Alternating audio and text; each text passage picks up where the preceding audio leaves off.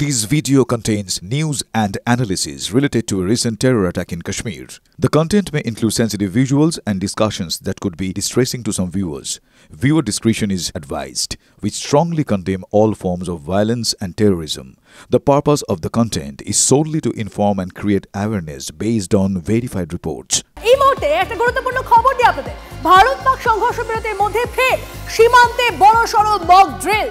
पंजाब, गुजरात, राजस्थान, जम्मू काश्मीर সীমান্তে কাল mock drill. আরো আপডেট নেব আমাদের প্রতিনিধি শান্ত আমাদের সঙ্গে রয়েছেন সরাসরি। শান্ত, একদমই দেখো, অপারেশন সিঁদুর কিন্তু এখনো শেষ হয়ে যায়নি। অর্থাৎ অপারেশন সিঁদুর যে রয়েছে সেটা কিন্তু ইতিমধ্যেই ভারত সরকারের তরফে জানিয়ে দেওয়া হয়েছে এবং এই অবস্থায় পাকিস্তান সীমান্ত লাগোয়া 4টি রাজ্যে আবারও মক ড্রিল হতে চলেছে। রাজস্থান, পাঞ্জাব, জম্মু কাশ্মীর এবং গুজরাট, এই 4টি রাজ্যে মূলত মক ড্রিল চালানো হবে। সিভিল ডিফেন্স, ভারতীয় সেনা, রাজ্য পুলিশ প্রশাসনের কর্তারা এবং যারা আধিকারিকরা রয়েছে তারা কিন্তু এই মক ড্রিলে অংশ নেবেন। একই সঙ্গে মূলত যেটা টার্গেট করা হয়েছে সেটা হচ্ছে জনবসতি এলাকায়, কারণ অপারেশন সিঁদুরের পর যখন পাকিস্তানের দিক থেকে হামলা হয় তখন দেখা গিয়েছিল জনবসতি এলাকাকে টার্গেট করেই তারা গোলাগুলি ছুটছিল, তাতে বহু নিরীহ সাধারণ নাগরিকের প্রাণ যায়। এই অবস্থায় দাঁড়িয়ে এই মক ড্রিলে কিন্তু সাধারণ বাসিন্দাদেরও অংশগ্রহণ করানো হবে বলে প্রশাসন সূত্রে জানা গিয়েছে। জনবসতি এলাকা, শিক্ষা প্রতিষ্ঠান সহ একাধিক অংশে এই মক ড্রিলের ব্যবস্থা করা হচ্ছে।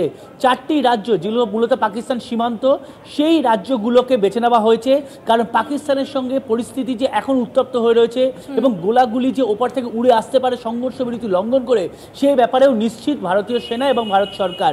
এই অবস্থায় দাঁড়িয়ে এই 4টি রাজ্যকে বেছে নেওয়া হয়েছে। জম্মু কাশ্মীর, পাঞ্জাবে হবে দুপুর এবং বিকেলের দিকে এবং গুজরাট এবং রাজস্থানে হবে সন্ধ্যার দিকে। এটাই মূলত সিদ্ধান্ত হয়েছে বলে ভারত সরকার সূত্রে খবর। ভারত সরকারের তরফে সিভিল ডিফেন্স এবং ভারতীয় সেনা কিন্তু এই গোটা পরিস্থিতি দেখছে এবং মক ড্রিলের যাবতীয় আয়োজন কিন্তু সিভিল ডিফেন্স ডিপার্টমেন্ট অর্থাৎ অসামরিক প্রতিরক্ষা মন্ত্রকের তরফেই করা হচ্ছে। রাজ্য প্রশাসন যৌথ সহযোগিতা করছে। মূলত একটা কথা তোমাকে বলে রাখি, যেহেতু সিভিল ডিফেন্স এবং সেনাবাহিনী এই মক ড্রিলে অংশ নিচ্ছে, তাই পরিস্থিতি বিচার করে এবং পরিস্থিতি কি হতে পারে সেটাও কিন্তু অনেকে আঁচ করতে পারছে এবং এই অবস্থায় দাঁড়িয়ে পাকিস্তান যে আবারও কোনো না কোনো সময় নৃশংসভাবে তারা হামলা করতে পারে সে ব্যাপারেও নিশ্চিত হচ্ছেন ভারতীয় সেনার কর্তারা। এই জন্য ধন্যবাদ শান্ত।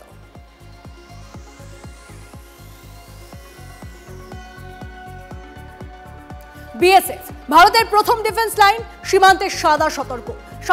অনুপ্রবেশ উদ্বেগের মধ্যে ভিডিও পোস্ট বিএসএফ এর, দেখুন। उद्यमेन ही सिद्ध्यन्ति कार्याणि न मनोरथ है। सबक, विद्या, ज्ञान, उद्यम, कर्म, व्यवहार, सीमा प्रहरी के प्रशिक्षण संस्कार आत्मसात करना।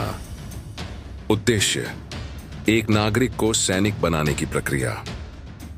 सभी विषयों पर मजबूत पकड़, शारीरिक सौष्ठव, मजबूत तन और मन, सामरिक दक्षता, अस्त्रों और शस्त्रों के इस्तेमाल की प्रवीणता, ड्रिल, अनुशासन आत्मसात करने की यौगिक क्रिया, फील्ड क्राफ्ट, जमीन की समझ की बारीकियां, बैटल क्राफ्ट, युद्ध कौशल का ज्ञान, सीमा प्रबंधन, भारत की सीमाओं को अक्षुण्ण बनाए रखने की विद्या। परिणाम, भारत की सीमाओं पर सुरक्षा की अभेद्य दीवार। এই মক ড্রিলটা নিশ্চিতভাবে একটা রুটিন পদ্ধতি প্রক্রিয়া, কারণ জেনারেলি মক ড্রিল গুলো এই জন্য করা হয় যাতে অ্যাকচুয়াল সিচুয়েশনের সময় প্যানিক না হয়, প্যানিক কন্ট্রোল করা যায়, এমার্জেন্সি প্রসিডিওর গুলো ঠিকঠাক ভাবে কাজ করছে কিনা সেটা দেখা হয় এবং যে কন্টিনজেন্সি প্ল্যানের সিচুয়েশন যদি আসে তাহলে সেটা কিরকম ভাবে প্রশাসন, মানুষ তারা কিরকম ভাবে রিয়াক্ট করবে, কারণ সাধারণ সিভিলিয়ানস তার মধ্যে ইনভলভ, তারা they are not trained, they are not mentally prepare. সেই মেন্টাল প্রিপারেশনের জন্য এটা করা, এটা রুটিন। ভারত পাকিস্তানে এই মুহূর্তে যে সিচুয়েশনটা রয়েছে সে পরিস্থিতি বিচার করে এটা অত্যন্ত উপযুক্ত এবং যথোচিত পদক্ষেপ।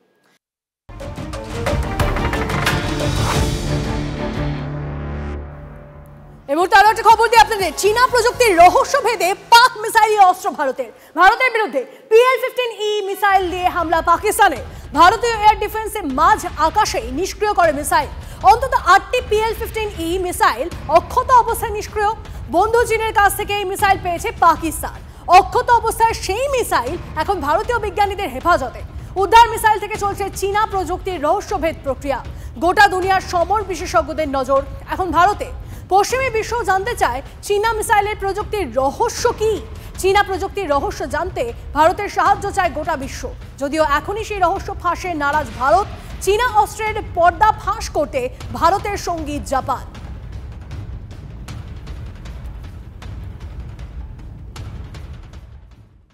যে PL-14 এর যে মিসাইলটা আমরা পেলাম সেটা অক্ষত অবস্থায়, সেটাকে আমরা আবার রিভার্স টেকনোলজি যদি করি তাহলে আমরা আমাদের সায়েন্টিস্টরা যারা এই নিয়ে গবেষণা করে প্রতিনিয়ত ইমপ্রুভ করে যাচ্ছে তারা পুরো ব্যাপারটা বুঝতে পারবে যে চাইনিজরা কী ধরনের টেকনোলজি ব্যবহার করে এই মিসাইল সিস্টেম ইউজ করছে।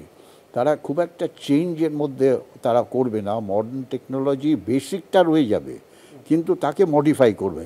তাই এটা আমাদের একটা বড় অ্যাডভান্টেজ যে আমাদের সায়েন্টিস্টরা এই চাইনিজদের অস্ত্রশস্ত্রকে রিভার্স টেকনোলজি করে আমরা জানতে পারবো কী ধরনের টেকনোলজি চাইনিজরা তাদের মিসাইল সিস্টেমে ব্যবহার করছে, আর যেটা আমাদের হেল্প করবে তার কাউন্টার করার জন্য আমরা কী ধরনের অস্ত্রশস্ত্র তৈরি করব।